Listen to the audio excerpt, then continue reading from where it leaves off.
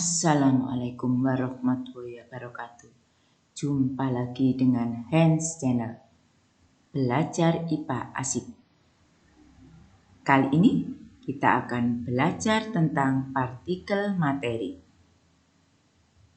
Sebelum kita mulai pembelajaran kali ini, marilah kita bersama-sama untuk membaca basmalah. Baiklah anak-anak, kita mulai pembelajaran kali ini, yaitu tentang partikel materi.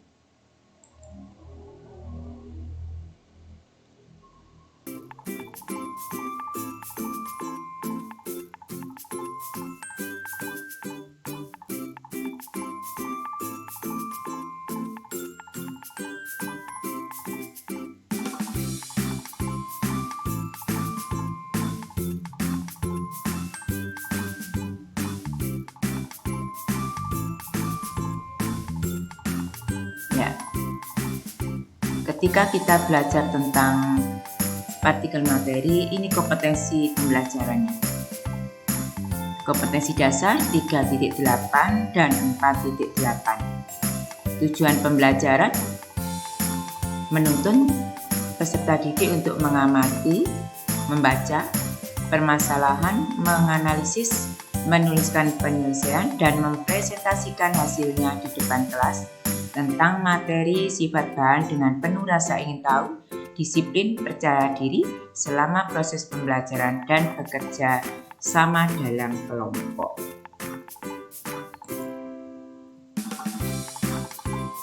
Adapun indikator pencapaian kompetensi yang dalam bagian pertama ini, siswa mampu membedakan atom, ion, dan molekul. Siswa mampu menjelaskan model atom dari Democritus, Dalton, Rutherford, Bohr, dan Schrödinger. Siswa mampu mendeskripsikan karakteristik model atom dengan benar setelah mengamati gambar atom. Siswa mampu menggambarkan model atom dengan benar. Apa yang kita pelajari yaitu tentang partikel materi, atom, ion, dan molekul. Namun pada bagian pertama ini kita akan belajar tentang atom, yaitu teori atom, kemudian struktur dari atom, kemudian bagaimana nomor atom dan nomor massa, bagaimana cara menghitung banyaknya proton, elektron, atau neutron jika diketahui nomor atom atau nomor massa. Ya, perhatikan, ini adalah gambar dari atom. Perhatikan, ini adalah gambar-gambar dari atom. Apakah atom itu? Ya, atom merupakan partikel terkecil dari suatu materi. Nah, ini adalah partikel terkecil dari suatu materi. Atom tersusun atas beberapa partikel meliputi neutron, proton, dan elektron. Nah, untuk lebih jelas, maka kita mulai dulu pembelajaran kali ini. Ya, ini peta konsep dalam pembelajaran partikel materi. Nanti yang akan kita pelajari dari bagian 1, 2, dan 3 itu adalah meliputi partikel materi itu tersusun atas atom. Nah, atom ini bisa membentuk molekul, bisa membentuk ion. Apabila atom membentuk molekul, maka molekul ini bisa membentuk unsur, bisa membentuk senyawa. Molekul yang membentuk unsur ini merupakan atom-atom yang sama, sedangkan yang membentuk senyawa ini atom-atom yang berbeda. Sementara ion dibedakan menjadi ion positif dan ion negatif. Jadi nanti dalam 3 bagian kita akan mempelajari tentang atom, molekul, dan ion. Untuk bagian pertama kita akan belajar tentang atom dulu. Nah, ini adalah partikel dari materi. Terdiri atas 3 bagian, nanti akan kita pelajari dalam 3 bagian. Bagian pertama kita belajar tentang atom, bahwa atom merupakan bagian terkecil dari suatu zat yang tidak dapat dibagi lagi. Sedangkan molekul gabungan dari dua atom atau lebih. Ion adalah partikel bermuatan yang dapat menghantarkan listrik. Untuk sementara kita pelajari dulu tentang atom ya. Ini adalah peta konsep tentang pembelajaran atom hari ini. Bahwa atom itu tersusun atas proton, neutron, dan elektron. Proton bermuatan positif, neutron bermuatan nol atau tidak bermuatan, sedangkan elektron bermuatan negatif. Proton dan neutron itu menyusun inti atom, sementara elektron mengelilingi inti atom. Jadi elektron ini mengelilingi inti atom, sedangkan proton dan neutron menyusun inti atom. Teori tentang atom. Jadi ada beberapa ahli yang memberikan teori-teori tentang atom. Teori atom yang pertama dikemukakan oleh John Dalton, di mana menurut John Dalton bahwa setiap materi tersusun dari partikel terkecil yang disebut atom. Atom tidak dapat dipecah lagi menjadi partikel yang lebih kecil. Atom dari unsur tertentu mempunyai sifat dan massa yang identik. Unsur yang berbeda memiliki atom yang massanya berbeda.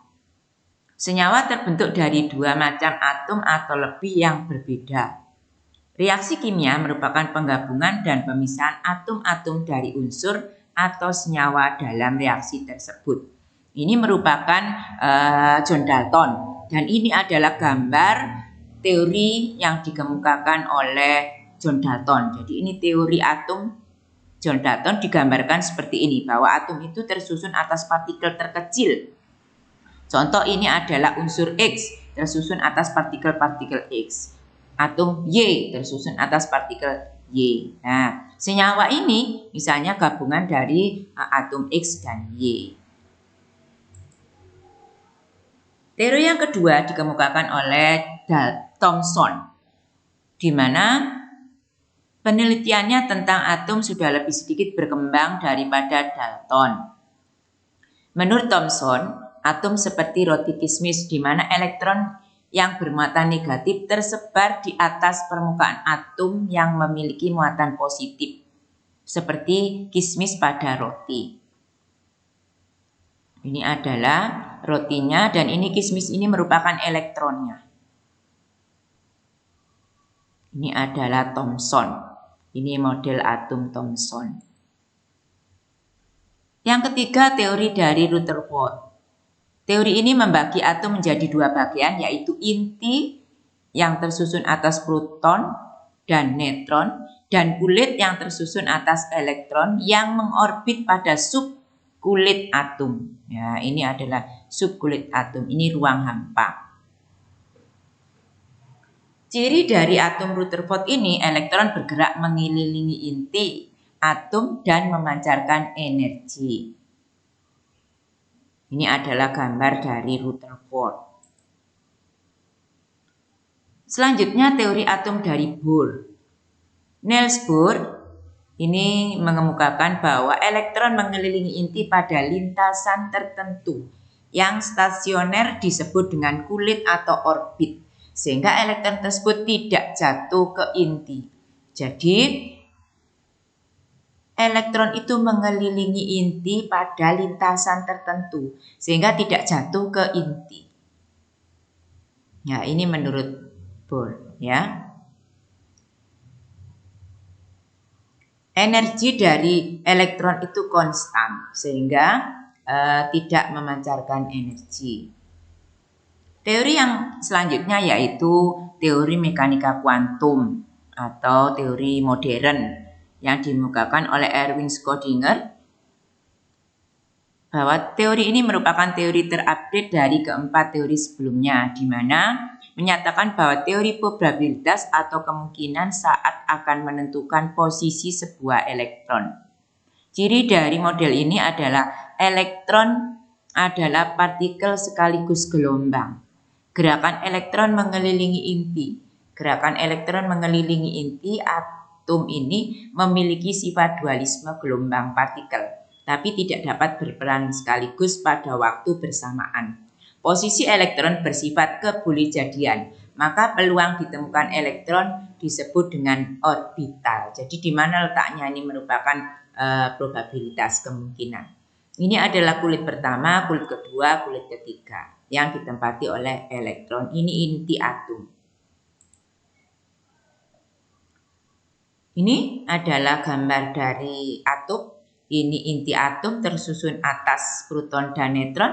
Ini adalah kulit yang di sini ada elektron. Atom tersusun atas inti atom dan kulit atom. Inti atom tersusun atas proton dan neutron, sedangkan kulit atom tersusun atas elektron. Ini partikel dari atom. Elektron bermuatan negatif 1, simbolnya E-1. Proton bermuatan plus 1, P+1.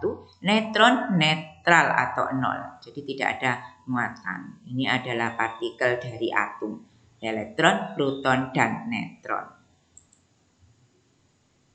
Perhatikan contoh. Ini adalah atom-atom. Ini atom sejenis bergabung. Ini atom sejenis bergabung. Ini atom berlainan jenis bergabung. Ya, ini bahwa atom itu bisa bergabung. Ini nanti akan kita bahas pada bagian kedua, yaitu tentang molekul. Ini merupakan gambar dari tingkat energi atom-atom dan jumlah elektron maksimal.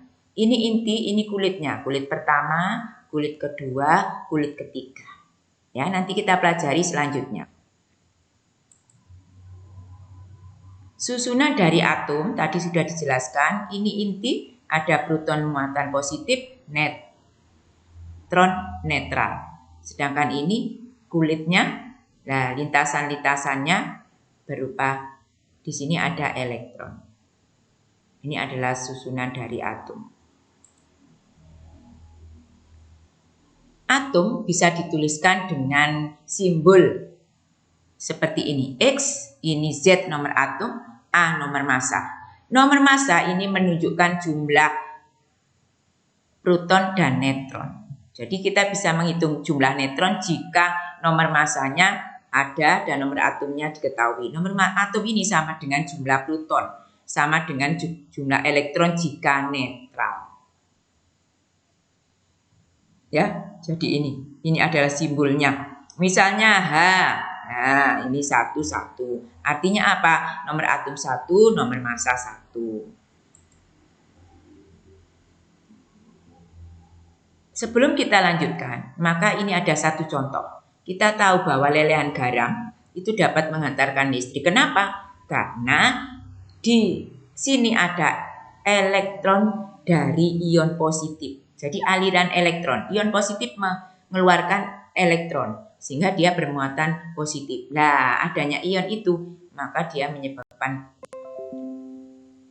bermuatan listrik. Nah, ini yang menunjukkan bahwa atom itu tersusun atas elektron. Bagaimana cara kita menuliskan lambang atom? Jadi, kalau kita ingin menuliskan lambang atom, penulisan lambang atom sama dengan lambang unsurnya.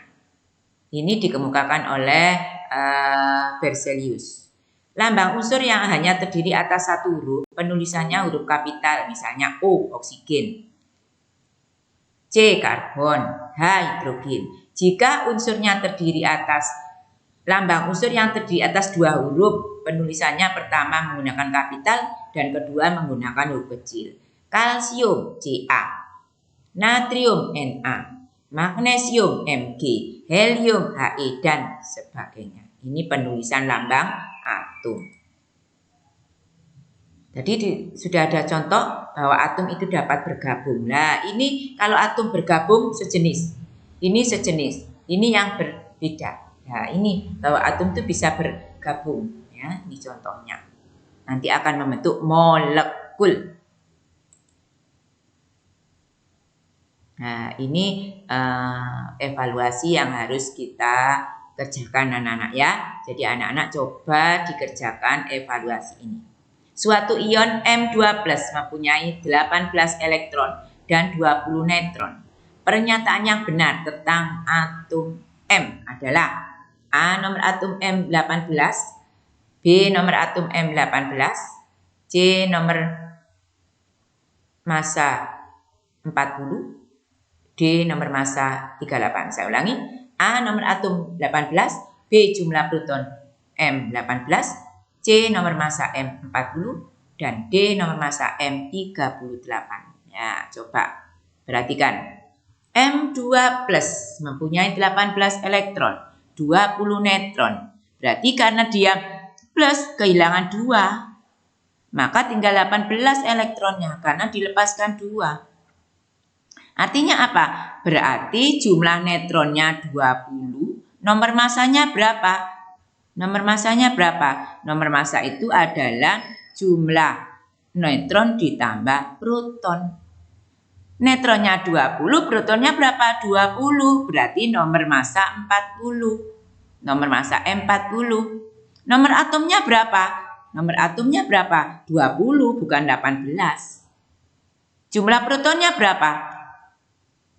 20, karena protonnya tidak hilang, yang hilang elektron. Nah, jadi jawabannya adalah C. Nah, ini contohnya ya. Ini yang lain nanti tolong dikerjakan ya.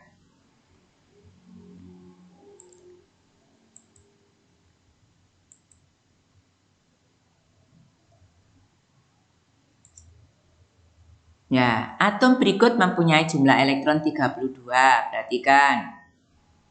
Maka kalau ditulis bagaimana penulisannya yang mempunyai elektron 32? Na1123, S1632, Ti2248, Ge3272. Ya, mana yang punya elektron 32?